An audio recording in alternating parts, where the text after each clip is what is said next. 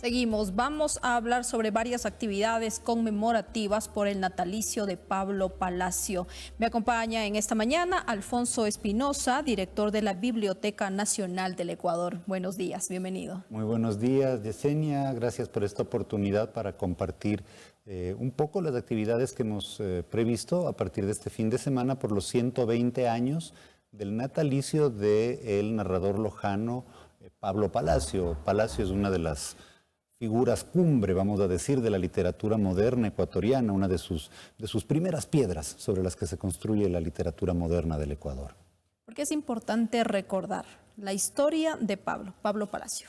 Pablo Palacio va a marcar un antes y un después en las letras del Ecuador. Con él, como dijo bien Benjamín Carrión, se inicia un periodo un poco antirromántico, ¿no es cierto? Vamos a quitarnos un poquito en la literatura máscaras, formas medio impuestas, medio forzadas. Y con Palacios llegamos a un realismo muy crudo sobre la realidad urbana, pero que en el caso de él tiene además unos componentes psicológicos, unos componentes de acercamiento al inconsciente, que lo vuelven tremendamente moderno para su momento. Entonces, es como un punto de partida, es como un campanazo inicial de la literatura moderna del Ecuador, la obra de Palacio. Y es importante recordar su historia. Pablo Palacio, escritor, abogado, político también. Sí, sin duda. Pablo Palacio tuvo una vida breve, muy intensa. Nació, como estamos celebrándolo ahora, en 1906 en Loja. Benjamín Carrión, que él también era lojano, decía que ese era el último rincón del mundo, ¿no? Y que ahí había nacido Palacio. Se destaca mucho en su vida escolar, un estudiante muy aventajado, con buenas notas en las materias, y ya desde temprano muestra inquietudes literarias. Va a ganar algunos premios locales ahí en el Colegio Bernardo Valdivieso, donde estudiaba, y ya para 1923 se traslada a Quito. Y en pocos años logra hacerse todo un nombre, vamos a decir así, en el mundo cultural de la ciudad. Pensemos en el Quito de 1920, 1925, una ciudad pequeñita, más bien conventual. Llega este lojano pelirrojo, pecoso, atlético, alto, que tenía, desde su presencia física impactaba y llegaba, pero además tenía una ironía, tenía un sentido del humor, una sagacidad intelectual que le valió el aprecio, el cariño del grupo, vamos a decir así, de jóvenes intelectuales quiteños en ese momento, pero no se limita a ser un bohemio del arte solamente, es un hombre muy consciente. Es un intelectual que está trabajando con su cabeza. En 1926 forma parte del grupo de idealistas que fundan el Partido Socialista Ecuatoriano. Ahí se distancia un poco de sus amigos escritores que más bien hacían corriente con el comunismo. Él se va por la corriente del Partido Socialista, llega incluso a enfrentarse con Benjamín Carrión por temas ahí dentro del partido, y va avanzando en su carrera. Entonces, sí, a principio de los 20 y hasta final tal vez de los años 20, primeros años 30, vemos un Palacio escritor, bohemio, muy activo en lo artístico.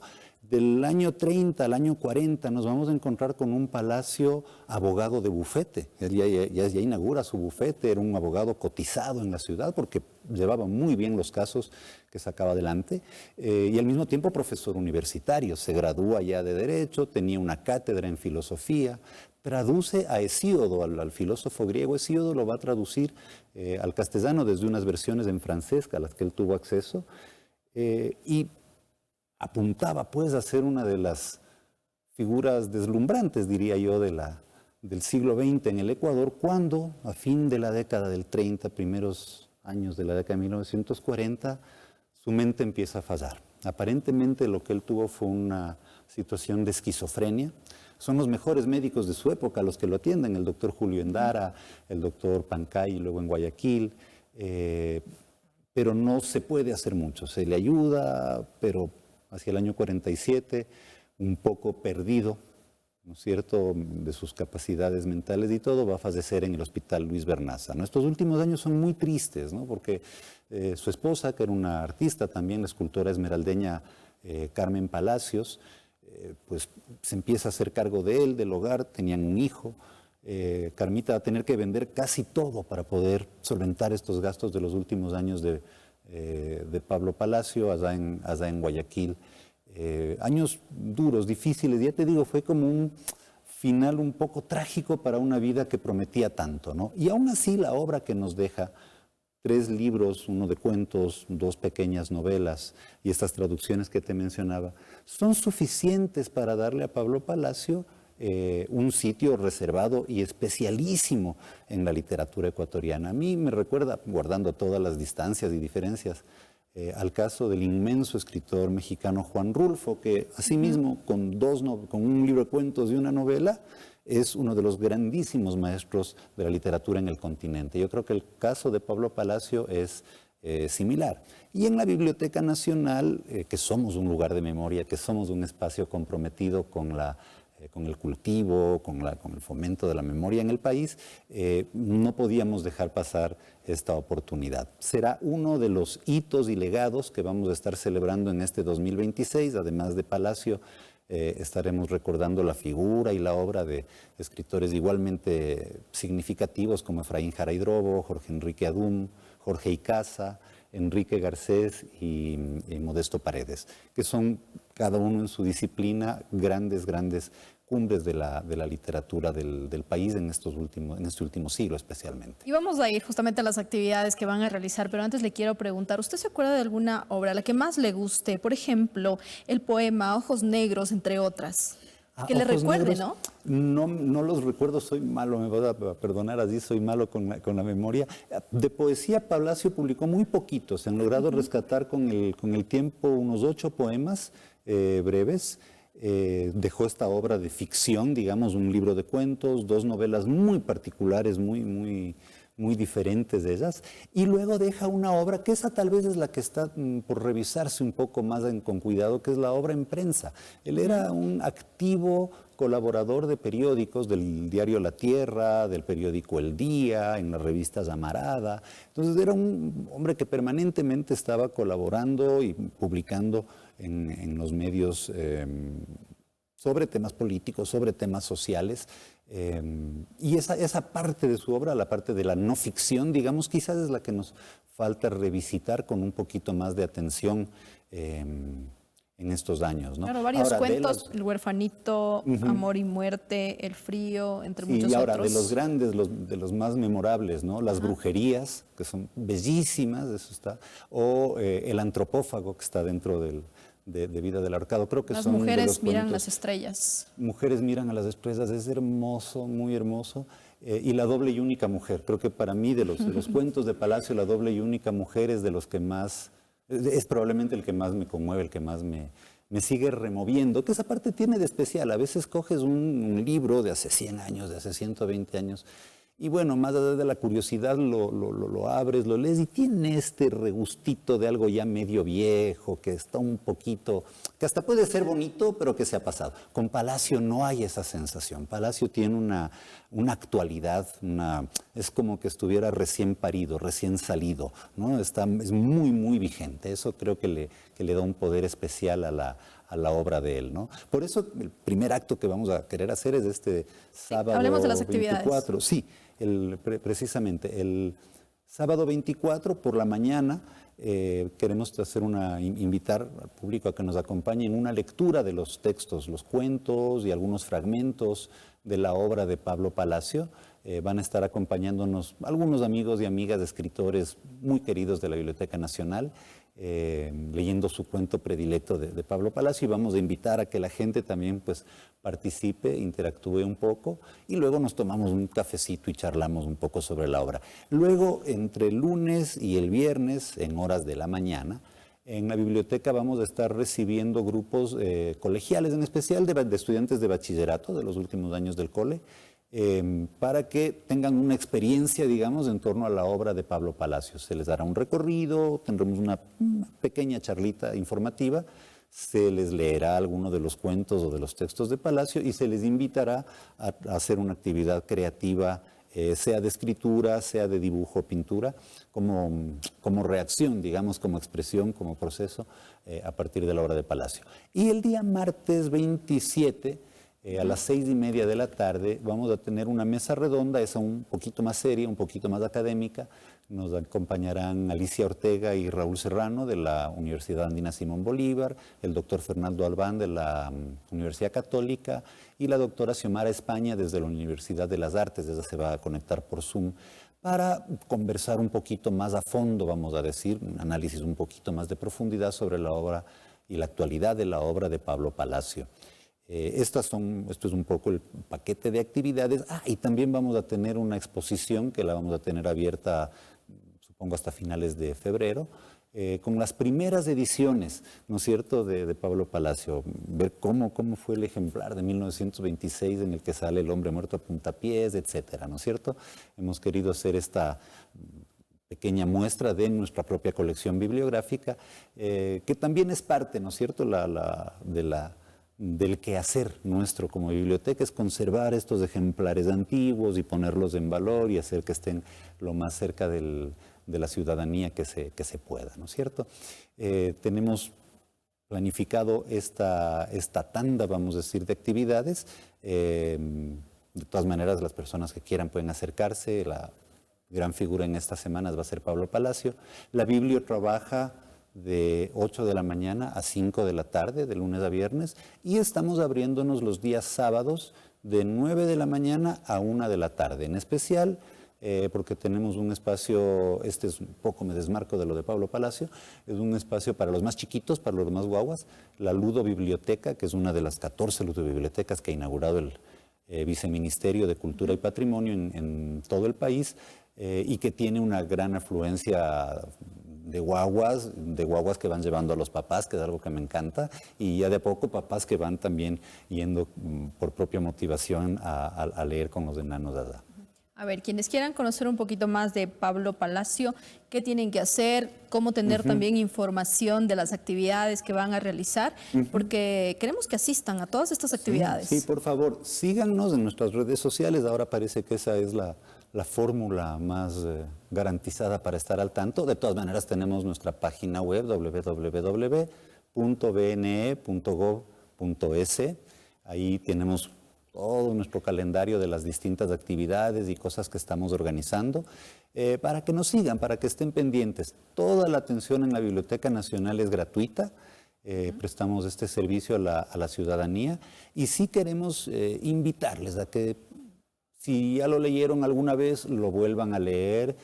Si lo habían leído de pasada, que ahora lo lean con un poquito más de pausa. Y si no lo han leído del todo, a que descubran la obra literaria de Pablo Palacio. Creo que es un escritor que, aunque nació hace 120 años ya casi, tiene muchísimo que decirnos hoy por hoy. De la actividad que van a realizar el día sábado, la ciudadanía que quiera asistir, ¿dónde va a ser? Esto es en la biblioteca, va a ser en el patio principal. La biblioteca está ubicada en la calle Sodiro y Valparaíso. Para los que son quiteños y se ubican un poquito más, de la Maternidad justo para arriba. Y si no, ahora pues coja usted el metro, se sube al metro, se baja en la parada de la Alameda y para arribita, 2 cuadras nomás arriba de la parada de la Alameda, ahí estamos en la Biblioteca Nacional. Les recibimos desde las 10 de la mañana el día sábado para esta actividad de una lectura en vivo con los cuentos de Palacio.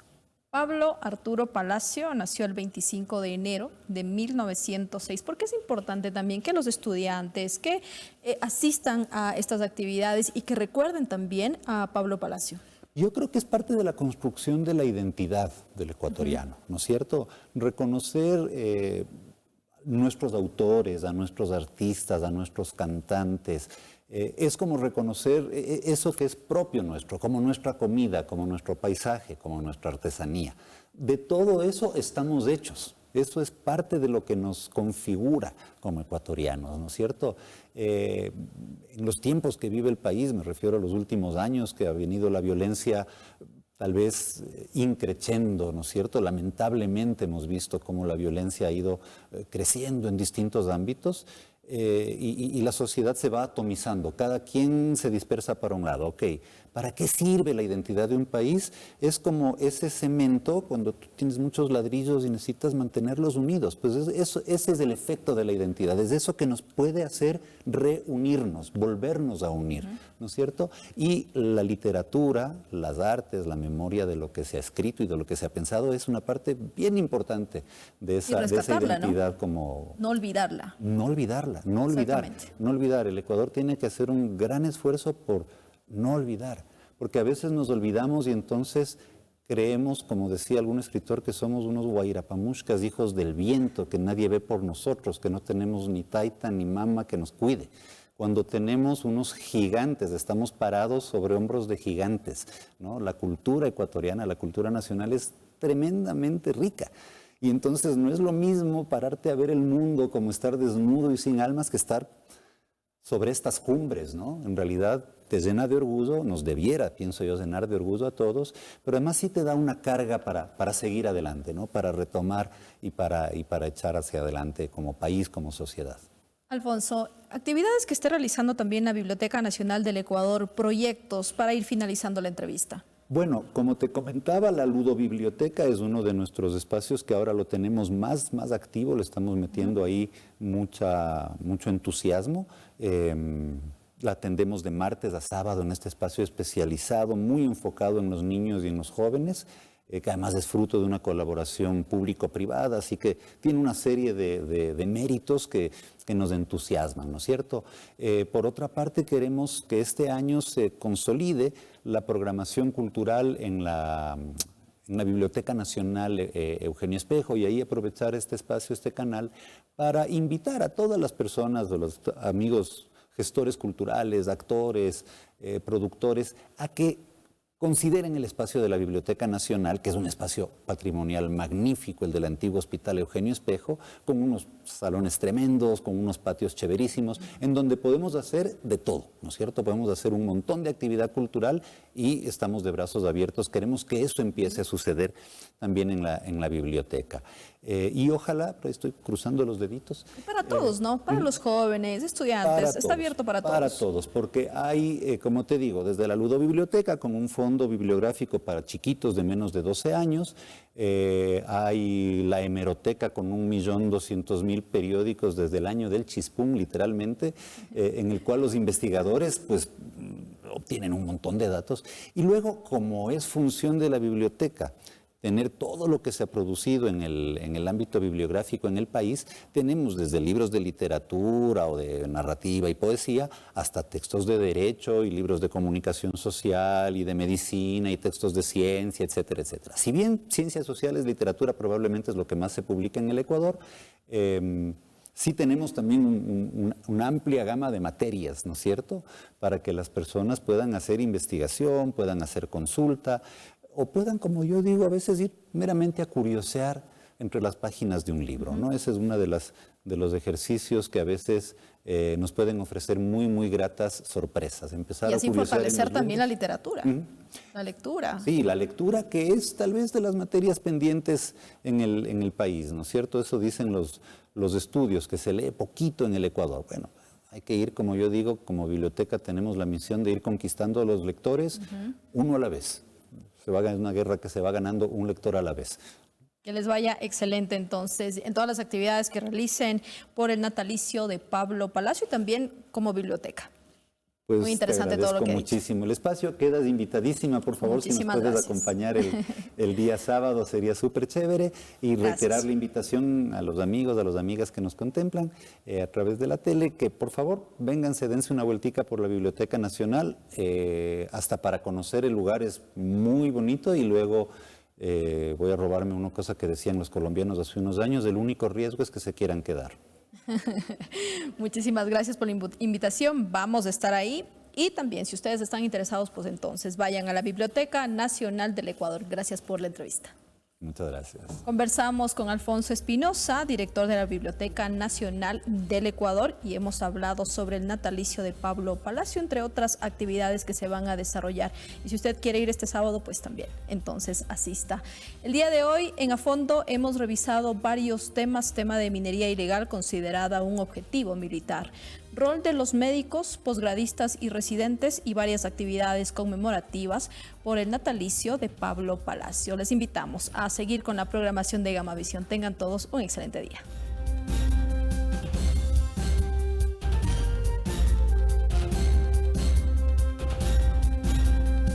Gamavisión presentó A Fondo.